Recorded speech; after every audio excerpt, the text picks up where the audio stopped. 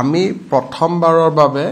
অৰুণোদয় আঁচনিৰ ধাৰণাটো ৰাইজৰ সন্মুখলৈ লৈ আহিছিলোঁ আৰু তেতিয়া আমি এজন অৰুণোদয় হিতাধিকাৰীক 830 টকাকৈ পৰিয়াললৈকে আমি প্ৰেৰণ কৰিছিলোঁ। সেইটো আছিল অৰুণোদয় 0.1। চৰকাৰ গঠন হোৱাৰ পিছত আমি অৰুণোদয় 0.2 তাৰ মানে অৰুণোদয় দ্বিতীয় সংস্কৰণ আমি আৰম্ভ কৰিছিলোঁ আৰু দ্বিতীয় সংস্কৰণত আমাৰ বেনিফিচিয়াৰী সংখ্যা প্ৰায় 28 লাখ পৰিয়াল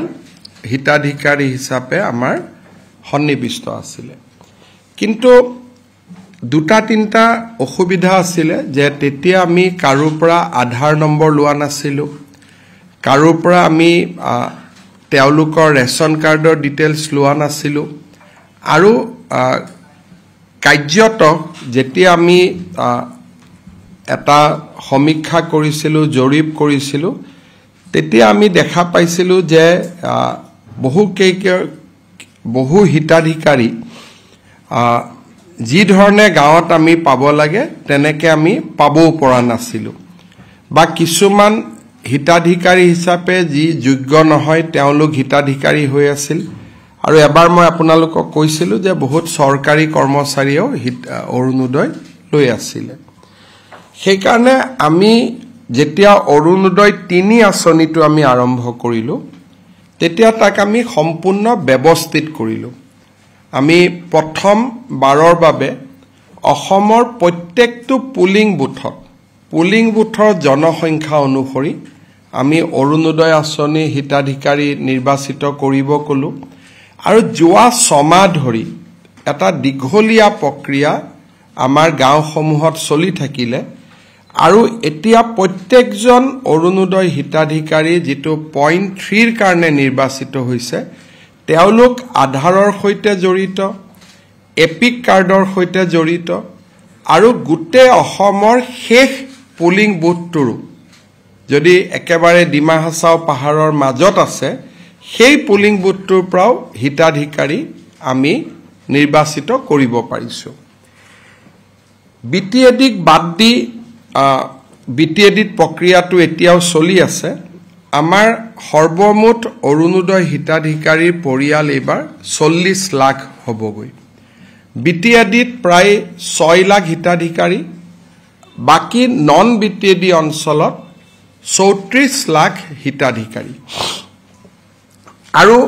এই গোটেই ডাটাবেছটো আমি চৰকাৰী কৰ্মচাৰীৰ লগত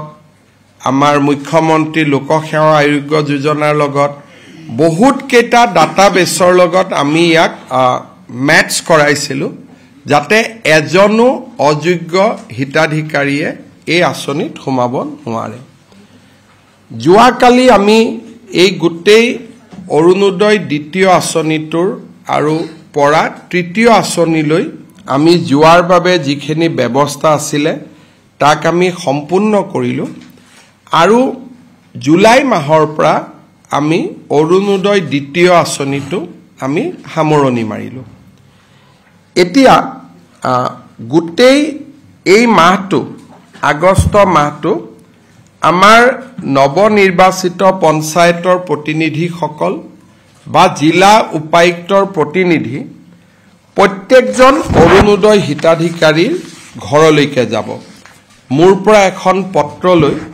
যে আপুনি অৰুণোদয়ৰ বাবে নিৰ্বাচিত হৈছে আৰু অকল খালী পত্ৰখন দিবৰ কাৰণে অলপ বেয়া লাগে কাৰণে লগত এখন আমি সৰু কিতাপো পঠাইছোঁ মহাপুৰুষ শ্ৰীমন্ত শংকৰদেৱৰ ওপৰত, উপেন ব্ৰহ্মৰ ওপৰত, মহাপুৰুষ মাধৱদেৱৰ ওপৰত, APJ আব্দুল কালামৰ ওপৰত, গোপীনাথ বৰদলৈৰ ওপৰত, মূলা গাভৰুৰ ওপৰত, ভগৱান শ্ৰী ৰামৰ ওপৰত গোপীনাথ বৰদলৈ লিখা এখন পুথি আছিল তাকো আমি পঠিয়াইছোঁ, ৰাণী লক্ষ্মীবাই, গমধৰ কোঁৱৰ, লক্ষ্মীনাথ বেজবৰুৱা, স্বামী বিবেকানন্দ, এনেকৈ চিঠিখনৰ লগত এখন সৰু আমি কিতাপো দি পঠাইছোঁ যিহেতু এইবাৰ আমি কিতাপৰ বৰ্ষ পালন কৰি আছোঁ। তাৰমানে 40 লাখ পৰিয়ালত এখন পঢ়িবৰ কাৰণে কিতাপো গৈ পাবগৈ এই অৰুণোদয় তৃতীয় আঁচনিটো এই গোটেই প্ৰক্ৰিয়াটো সমাপন কৰোঁতে আমাক এমাহ লাগিব ঘৰত গৈ গৈ আমি গোটেইখিনি দিওঁতে আগষ্ট মাহত অৰুণোদয় কোনেও নাপাব আমি সেপ্টেম্বৰ মাহৰ 17 তাৰিখে প্ৰধানমন্ত্ৰী নৰেন্দ্ৰ মোদী ডাঙৰীয়াৰ জন্মদিনৰ দিনা উপজা দিনৰ দিনা আমি অৰুণোদয় তৃতীয় আঁচনিটো আনুষ্ঠানিকভাৱে আৰম্ভ কৰিম আৰু অসমৰ ইতিহাসত 40 লাখ পৰিয়ালক সামৰি কেতিয়াও আগতে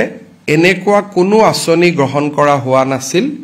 আৰু এইবাৰ আঁচনিটো লৈ আমি প্ৰত্যেক ঘৰ মানুহৰ দুৱাৰ মুখত গৈ আমি উপস্থিত হ'ম যে আপুনি অৰুণোদয় পাইছে এইবাৰৰ পৰা প্ৰত্যেকটো ব্লকত এজন অৰুণোদয় সহায়ক থাকিব